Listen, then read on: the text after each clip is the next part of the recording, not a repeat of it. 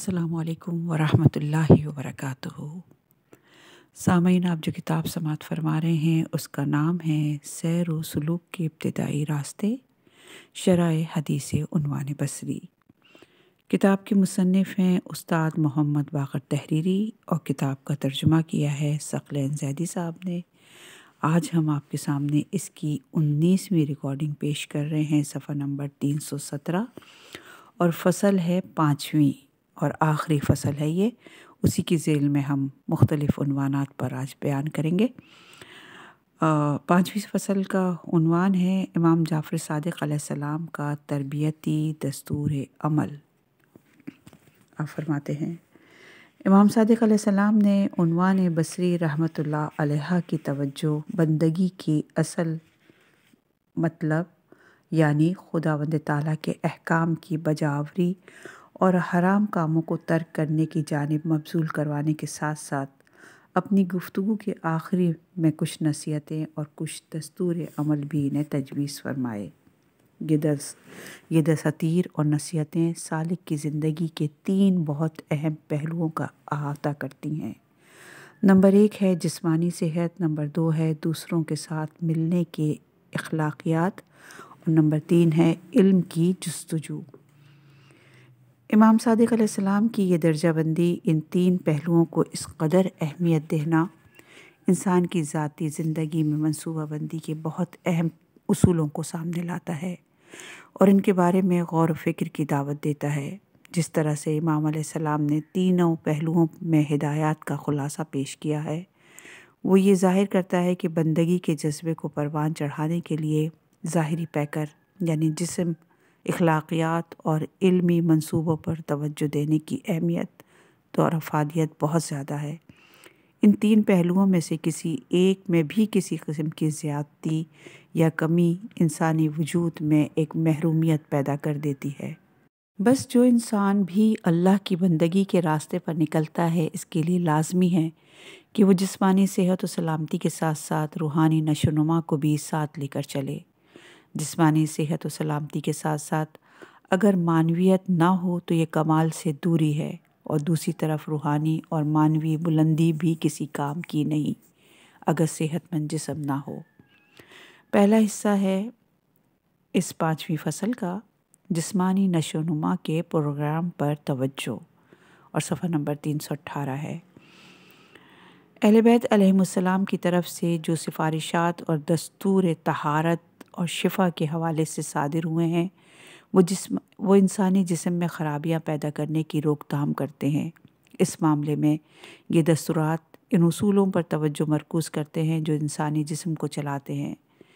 इमाम अली अलैहिस्सलाम ने इमाम हसन अलैहिस्सलाम से फ़रमाया था, मैंने तुमको 4 आदतों से आगाह नहीं कर दिया जो तुमको तिब्बी अद्वियात से आज़ाद करेंगी। इमाम हसन ने जवाब दिया, जी अमीरुल मोमिनीन। इसके बाद इमाम अलैहिस्सलाम ने मज़ीद फ़रमाया, जब तक भूख ना खाने के लिए ना बैठो, जब तक भूख ना हो खाने के लिए ना बैठो।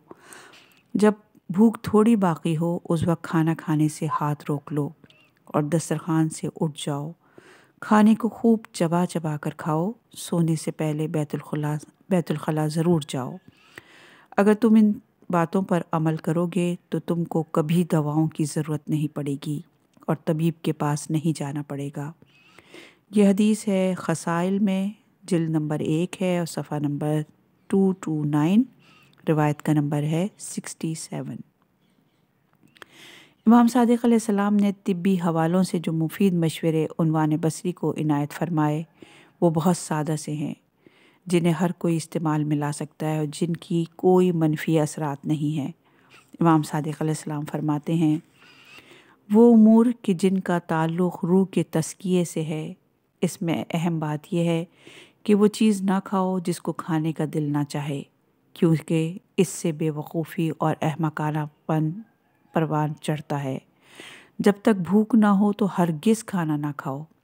जब भी कुछ खाओ वो खाओ जो हलाल हो और उसको खाने से पहले अल्लाह का नाम लो। रसूल अकरम सल्लल्लाहु अलैहि वसल्लम की इस बात को याद रखो کہ انسان اپنے شکم یعنی پیٹ کو جتنا بھرتا ہے اتنا کسی دوسرے خالی برتن کو پر نہیں کرتا، بس جب بھی کھاؤ تو اس طرح سے کہ 1/3 غذا کے لیے، 1/3 پانی کے لیے، 1/3 سانس لینے کے لیے قرار دو۔ تشریح ہے، ان باتوں کی توضیح و تشریح کئی زاویوں سے کی جاتی ہے، ان میں سے کچھ کو ہم یہاں بیان کریں گے۔ نمبر 1 ہے حلال غذا کھانا۔ قرآن کریم کے مطابق حلال اور حرام غذا برابر قرار نہیں دی جا سکتی۔ ارشاد خداوندی ہے سورہ مائدہ کی آیت نمبر 100 میں، اے رسول کہہ دیجئے ناپاک اور پاک برابر نہیں ہو سکتے، خواہ ناپاکی کی فراوانی تمہیں بھلی لگے۔ حرام اور حلال رزق کا فرق صرف آخرت میں اثرات رکھنے تک محدود نہیں ہے، بلکہ کچھ چیزیں جو خداوند تعالیٰ نے منع فرمائی ہیں، ان کو کھانا اس زندگی میں انسانی جسم میں گھمبیر مسائل پیدا کر دیتا ہے۔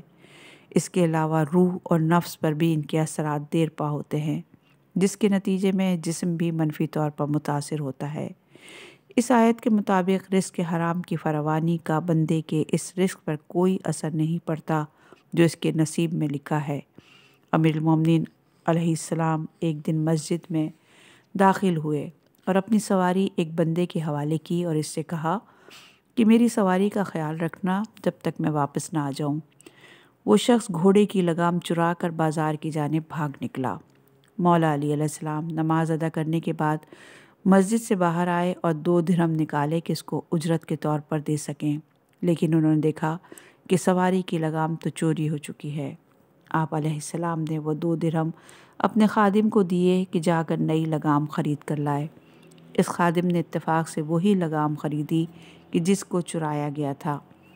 مولا علی علیہ السلام کے خادم نے وہی چوری شدہ لگام 2 درہم میں خرید لی۔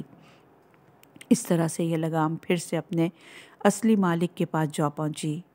یہ دیکھ کر مولا علی علیہ السلام نے فرمایا، اپنی بے صبری کی وجہ سے اس بندے خدا نے رزق حلال کو خود پر حرام کر لیا، اور جو کچھ اس کے مقدر میں تھا اس عمل کی وجہ سے اس میں کسی نئی چیز کا اضافہ نہیں ہوا۔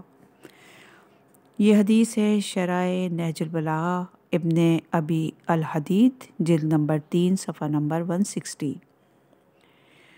رزق حلال کے حصول اور رزق حرام سے بچنے کی اہمیت کا اندازہ رسول خدا صلی اللہ علیہ وآلہ وسلم کے اس فرمان سے ہوتا ہے کہ ایک لقمہ حرام کو چھوڑنے کا ثواب خدا کے نزدیک 1000 مستحب نمازوں سے زیادہ محبوب تر ہے۔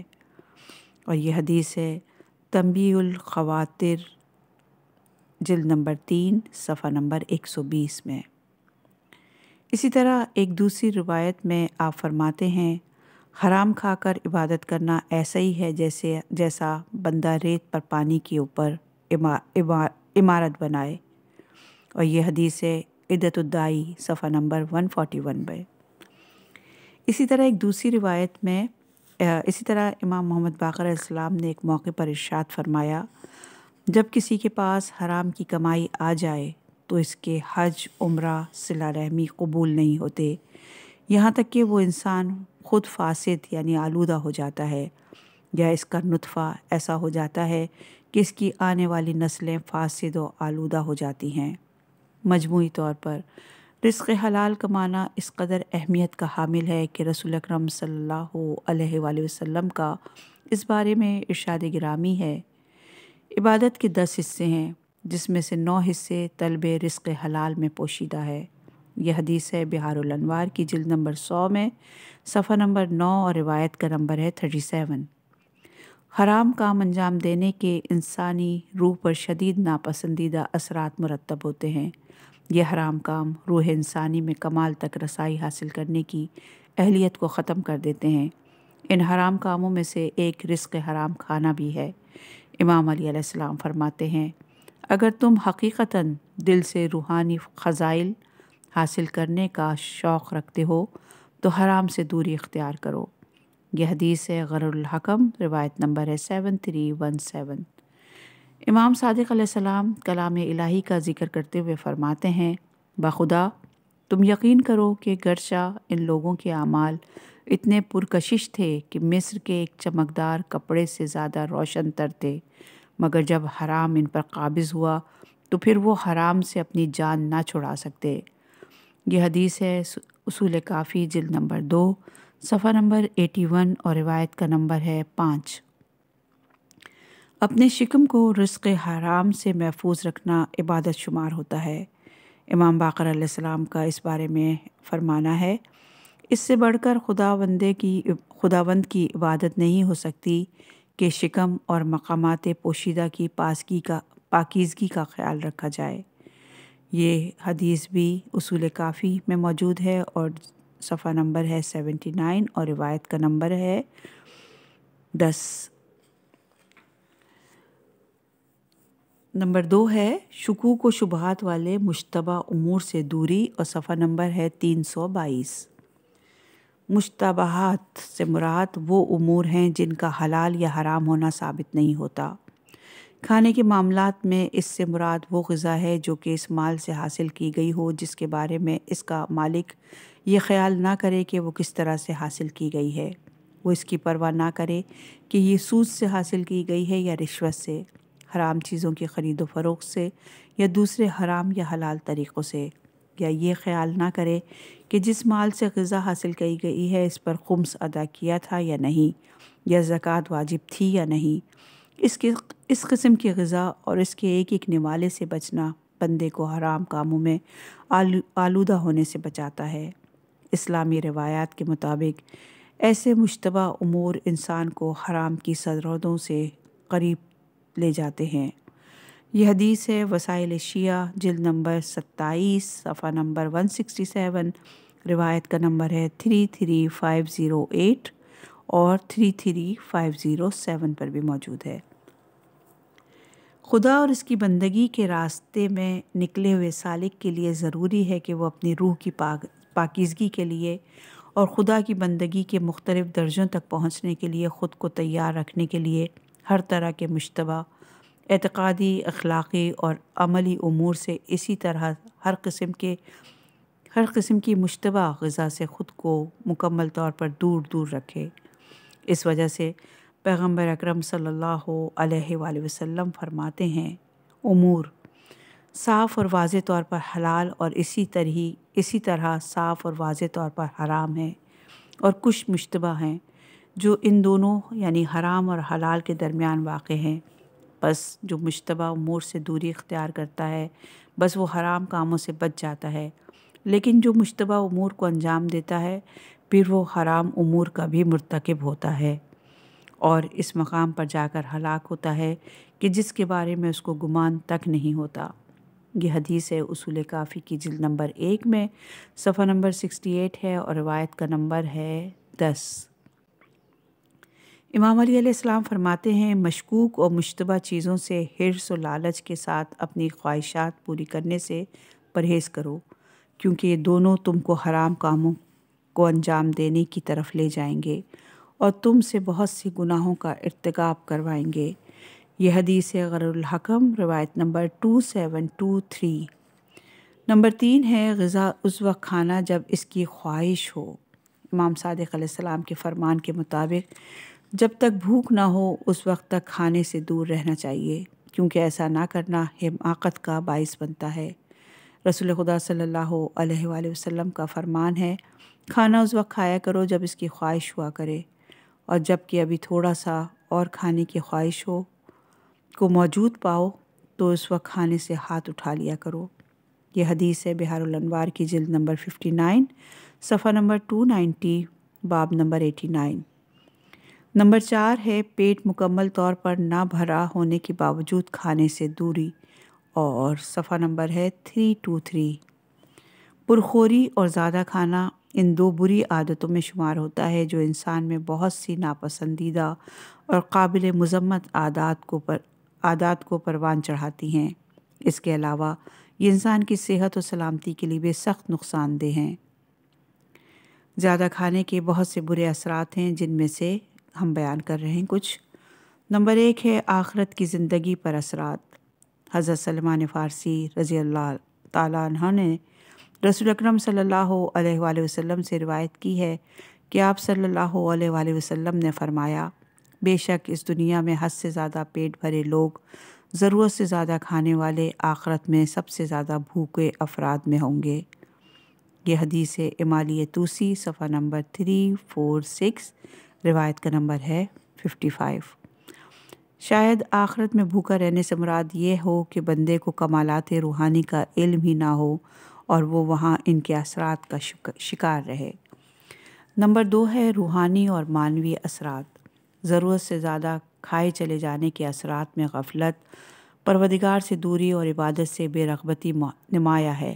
ایک روز حضرت عیسیٰ علیہ السلام نے ایک خطبے کی تلاوت فرمائی اور فرمایا، جب تک بھوکے نہ ہو کھانا مت کھاؤ، اور جب بھوک شدت اختیار کر جائے تو کھاؤ، لیکن سیر ہو کر نہ کھاؤ، کیونکہ جس وقت تم پیٹ بھرے ہوگے تو تمہاری گردن خوب چوڑی ہو جائے گی اور تمہارے جسم کا نچلا حصہ یعنی تمہارا پیٹ موٹا ہو جائے گا اور تم اپنے پروردگار سے غافل ہو جاؤ گے۔ یہ حدیث ہے بحار الانوار کی جلد نمبر 63 میں، صفحہ نمبر ہے 337، روایت کا نمبر ہے 30۔ امام صادق علیہ السلام بھی ارشاد فرماتے ہیں کہ بے شک پیٹ بھر کر کھانے سے انسانی جسم بھی بغاوت کرتا ہے۔ اللہ تعالیٰ اپنے بندے کے لیے سب سے زیادہ ناپسندیدہ حالت اسے سمجھتا ہے جب انسان کا پیٹ ضرورت سے زیادہ کھانے سے پر ہو۔ یہ حدیث بھی بحار الانوار میں ہے، جلد نمبر 63 میں ہی ہے اور صفحہ نمبر ہے 336 اور روایت کا نمبر ہے 25۔ نمبر 3 ہے جسمانی اثرات اور صفحہ نمبر ہے 324۔ رسول اکرم صلی اللہ علیہ وآلہ وسلم فرماتے ہیں، حد سے زیادہ پیٹ بھر کے کھانے سے پرہیز کرو، کیونکہ اس سے جسم آلودہ ہو جاتا ہے، جس کی وجہ سے بیماریاں جنم لیتی ہیں اور بندہ عبادت میں سستی کرتا ہے۔ یہ حدیث بھی بحار الانوار کی جلد نمبر 63 میں ہی موجود ہے، صفحہ نمبر ہے 338 اور روایت کا نمبر ہے 35۔ اسی طرح امام صادق علیہ السلام فرماتے ہیں کہ ہر بیماری پیٹ بھر کے کھانے کی وجہ سے ہے سوائے بخار کے، کیونکہ وہ کسی اور طریقے سے جسم میں عارض ہوتا ہے۔ یہ حدیث بھی بحار الانوار کی جلد نمبر 63 میں ہی ہے، صفحہ نمبر 336 ہے اور روایت کا نمبر ہے 29۔ رسول اکرم صلی اللہ علیہ وآلہ وسلم پیٹ بھرے ہونے کے باوجود کھانے کو جلد کی بیماریوں کی وجہ بتاتے ہیں۔ آپ صلی اللہ علیہ وآلہ وسلم فرماتے ہیں، پیٹ بھرے ہونے کے باوجود کھانا جزام کا باعث بنتا ہے، اور یہ حدیث ہے امالی صدوق صفحہ نمبر 543۔ امام جعفر صادق علیہ السلام نے انسانی ضرورت کے مطابق کھانے کی مقدار پر قابو رکھنے کے حوالے سے ایک حدیث کا تذکرہ فرمایا، جو کہ انہوں نے رسول اکرم صلی اللہ علیہ وآلہ وسلم سے سنی تھی۔ کوئی بھی انسان بھرے پیٹ سے زیادہ برا کوئی دوسرا برتن نہ بھرتا ہوگا، اگر اس کے علاوہ کوئی چارہ ہی نہ ہو کہ اب تو غذا لینی ہی پڑے گی، تو اس طرح سے کھائے کہ 1/3 جگہ کھانے کے لیے، 1/3 جگہ پانی کے لیے اور 1/3 جگہ سانس لینے کے لیے رکھ کر کھائے۔ اب ہیڈنگ ہے کھانا کھانے کے آداب اور صفحہ نمبر ہے 325۔ مومنین ان تعلیمات کا خیال رکھیں جو ہم بیان کر چکے ہیں اور جن کا تعلق غذا کی مقدار اور دوسرے ضروری امور سے ہے۔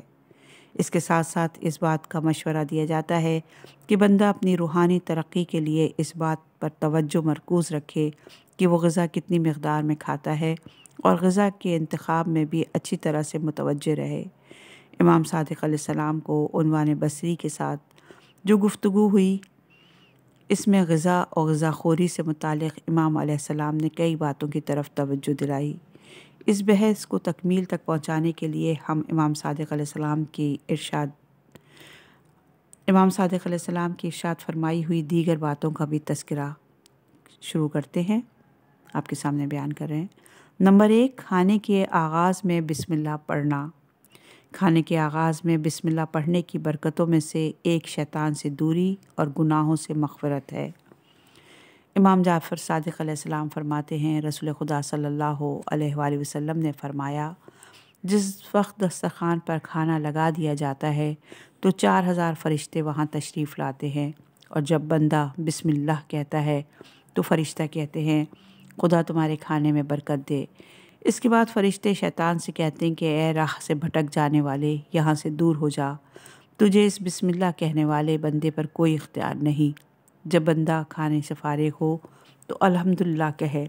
اس پر فرشتہ کہتے ہیں کہ یہ وہ لوگ ہیں جن پر خدا نے اپنی نعمتیں نازل کیں تو انہوں نے اپنے پروردگار کا شکریہ ادا کیا۔ دوسری طرف جب بندہ بسم اللہ نہیں کہتا تو فرشتے شیطان سے کہتے ہیں اے راہ سے بھٹک جانے والے، ادھر آ اور اس بندے کے ساتھ کھانا کھا۔ اور جب وہ کھانے سے فارغ ہوتا ہے اور خدا کو یاد نہیں کرتا تو فرشتے کہتے ہیں یہ وہ لوگ ہیں کہ خدا نے ان کو نعمتیں عطا فرمائیں لیکن انہوں نے خدا کو فراموش کر دیا۔ یہ حدیث ہے وسائل شیعہ کی جلد نمبر 16 میں، صفحہ نمبر ہے 482۔ ایک دوسری روایت میں ارشاد ہوا جو بھی کھانے والی چیز پر خدا کا نام لیتا ہے تو کسی بھی موڑ پر اس سے اس نعمت کے بارے میں سوال نہیں کیا جائے گا۔ یہ حدیث ہے بحار الانوار کی جلد نمبر 63 میں، صفحہ نمبر ہے 368، روایت کا نمبر ہے 1۔ بندگی کے اعلیٰ مقامات میں کھانے سے پہلے صرف بسم اللہ کہنا ہی بندے کے لیے معرفت کے دروازے کھول دیتا ہے۔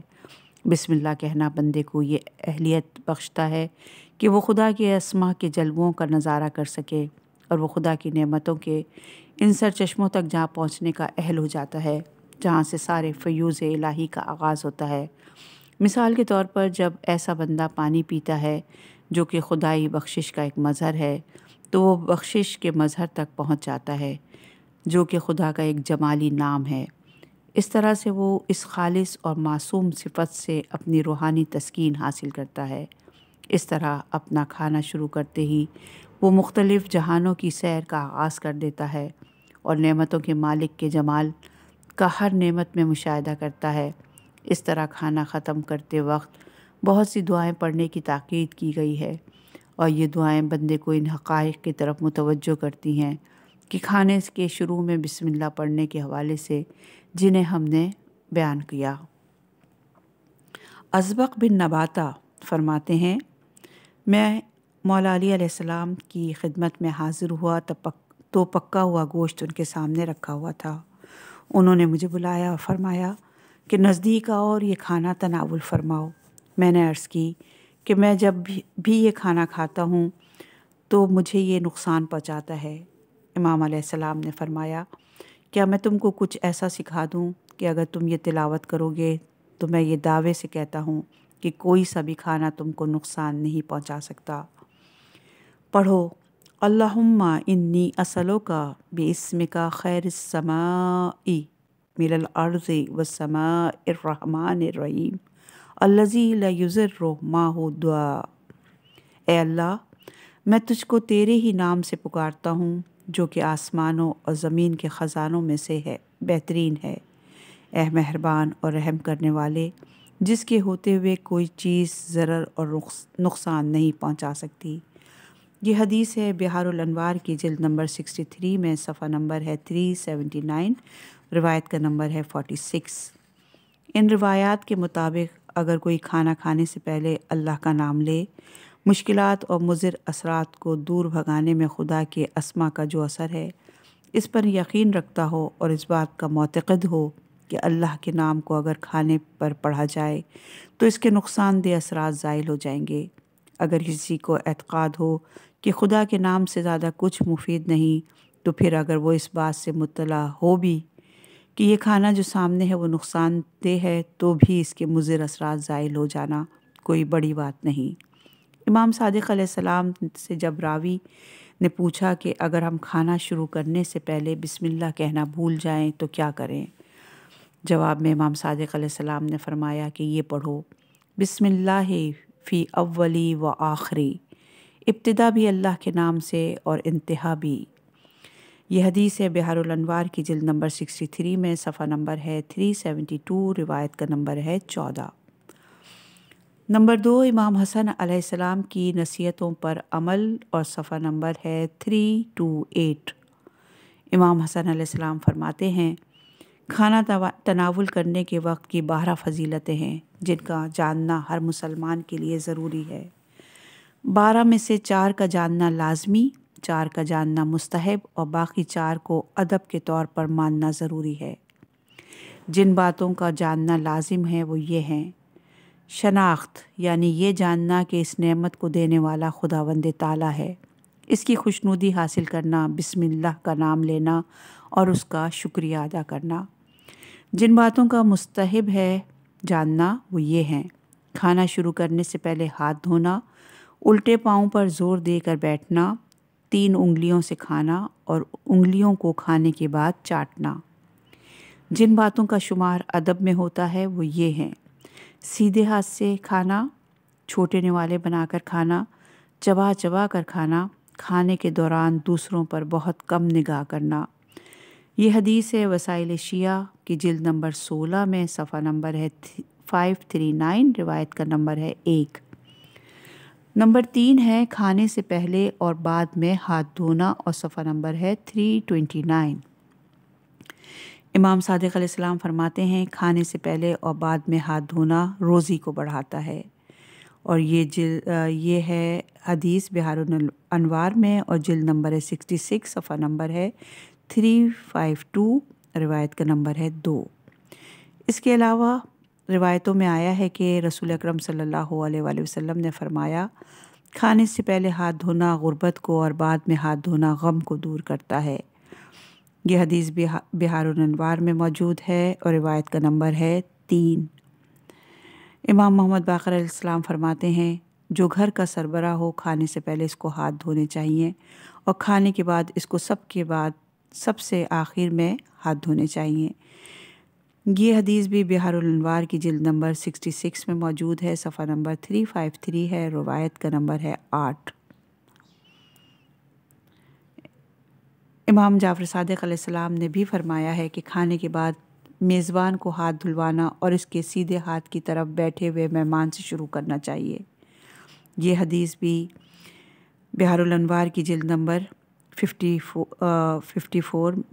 بہار الانوار کی جلد نمبر 66 میں ہے، صفحہ نمبر 354 ہے اور روایت کا نمبر ہے 10۔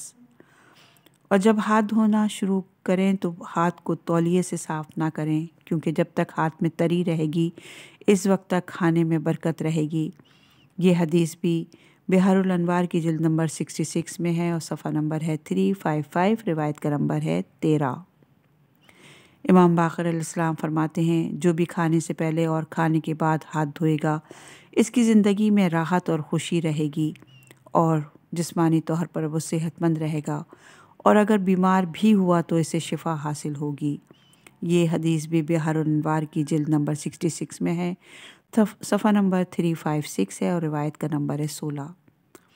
امام صادق علیہ السلام نے ایک روایت میں فرمایا کھانے سے پہلے اور کھانے کے بعد ہاتھ کو دھونا بندے کی زندگی میں اضافے کا موجب ہوتا ہے۔ یہ حدیث بھی بہار الانوار کی جلد نمبر 66 میں موجود ہے، روایت کا نمبر 20 ہے۔ نمبر 4 ہے کھانے سے پہلے اور کھانے کے بعد نمک چکھنا، اور صفحہ نمبر ہے 330۔ امام صادق علیہ السلام نے فرمایا کہ رسول اللہ صلی اللہ علیہ وآلہ وسلم نے امام علی علیہ السلام سے ارشاد فرمایا اپنے کھانے کو نمک سے شروع کرو اور اختتام پر بھی نمک چکھو، کیونکہ جو بھی اپنا کھانا نمک سے شروع اور ختم کرتا ہے اس کو 72 بیماریوں سے شفا ملتی ہے، اور جزام، دیوانگی اور برس ان میں سب سے چھوٹی بیماریاں شمار کی جاتی ہیں۔ یہ حدیث ہے وسائل الشیعہ کی جلد نمبر 24 میں، صفحہ نمبر ہے 403، روایت کا نمبر ہے 1۔ نمبر 5 بہت گرم ہو اور بہت ٹھنڈا کھانے سے پرہیز کرنا۔ امام علی علیہ السلام فرماتے ہیں غذا کو اس وقت تک نہ کھاؤ جب تک وہ ٹھنڈی نہ ہو جائے، کیونکہ ایک بار رسول خدا صلی اللہ علیہ وآلہ وسلم کے سامنے کھانا لایا گیا جو گرم تھا۔ آپ صلی اللہ علیہ وآلہ وسلم نے فرمایا کہ اسے ایک طرف رکھا رہنے دو یہاں تک کہ یہ کھانے کے قابل ہو جائے۔ اللہ تعالیٰ نے ہمیں آگ کھانے کو نہیں کہا ہے، برکت اس کھانے میں ہے جو سرد ہو۔ یہ حدیث بھی وسائل شیعہ میں موجود ہے، صفحہ نمبر 399 پر اور روایت کا نمبر ہے 4۔ ایک دوسری روایت میں راوی کچھ یوں لکھتا ہے کہ امام جعفر صادق علیہ السلام نے ایک دفعہ ہمارے لیے گرم گرم کھانا بھجوایا اور کہلوایا کہ ٹھنڈا ہونے سے پہلے اس کو تناول فرمانا۔ یہ بے شک اس طرح کھانا زیادہ اچھا اور مزیدار لگے گا۔ یہ حدیث بھی وسائل الشیعہ کی جلد نمبر 24 میں ہے اور صفحہ نمبر ہے 401، روایت کا نمبر ہے 1۔ نمبر 6 ہے دسترخوان پر جو غذا بھی گرے اس کو کھانا۔ امام صادق علیہ السلام فرماتے ہیں کہ امام علی علیہ السلام نے فرمایا، جو کچھ بھی دسترخوان پر گرے اس کو اٹھا کر کھا لیا کرو، اس میں خدا کی طرف سے ہر درد کی دوا ہوتی ہے، اور اگر کوئی معتقد اور اگر چاہے تو دسترخوان پر گرے ہوئے کھانوں کے ٹکڑوں کو اٹھا کر کھائے اور شفا حاصل کر لے۔ یہ حدیث ہے وسائل الشیعہ میں، صفحہ نمبر ہے 378، روایت ہے 3۔ مگر امام رضا علیہ السلام ایک اور اہم نقطے کی طرف متوجہ کرتے ہیں۔ آپ فرماتے ہیں، جب کوئی شخص بیابان یا گھر سے باہر کہیں کھانا کھائے تو دسترخوان پر گرنے والی چیزوں کو پرندوں اور درندوں کو کھلانے کی غرض سے چھوڑ دے اور خود نہ کھائے۔ یہ حدیث بھی وسائل الشیعہ میں موجود ہے، صفحہ نمبر ہے 375 اور روایت کا نمبر ہے 1۔ نمبر 7 ہے کھانے اور پینے کی چیزوں پر پھونکے مارنا مکروہ عمل۔ امام جعفر صادق علیہ السلام اپنے قول میں رسول اکرم صلی اللہ علیہ وآلہ وسلم اپنے والد بزرگوار کے توسط سے نقل فرماتے ہیں، رسول خدا صلی اللہ علیہ وآلہ وسلم کھانے والی چیزوں، پینے والی اشیاء اور سجدہ کرنے کی جگہ پر پھونکے مارنے سے منع فرمایا کرتے تھے۔ یہ حدیث بھی وسائل الشیعہ میں موجود ہے، جلد کا نمبر ہے 24، صفحہ نمبر ہے 401، روایت کا نمبر ہے 1۔ نمبر 8 ہے بازار میں کھانے سے پرہیز کرنا۔ رسول خدا صلی اللہ علیہ وآلہ وسلم سے روایت ہے، بازار میں کھانا مناسب نہیں، اور یہ بھی وسائل الشیعہ میں موجود ہے، صفحہ نمبر 395 پہ، روایت کا نمبر 2 ہے۔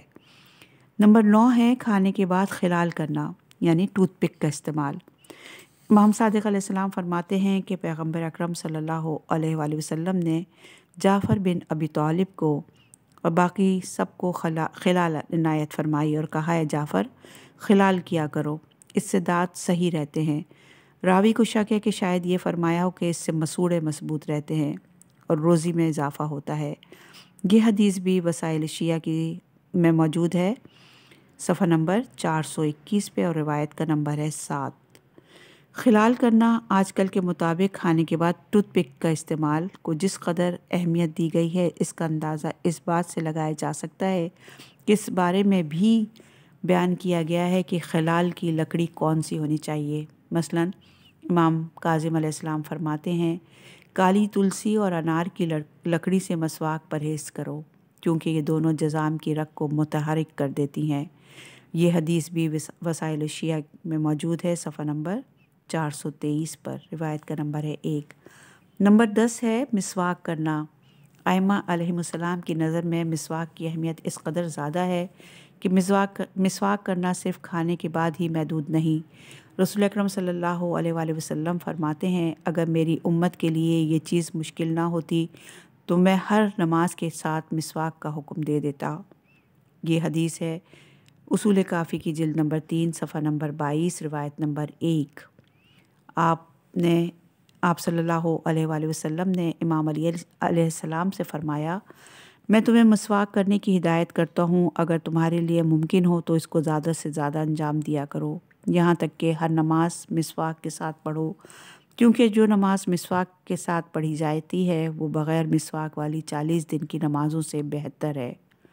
یہ حدیث ہے بحار الانوار کی جلد نمبر 76 میں اور صفحہ نمبر ہے 137، روایت کا نمبر ہے 48۔ امام صادق علیہ السلام بھی فرماتے ہیں کہ مسواک کرنے کے 12 فائدے ہیں۔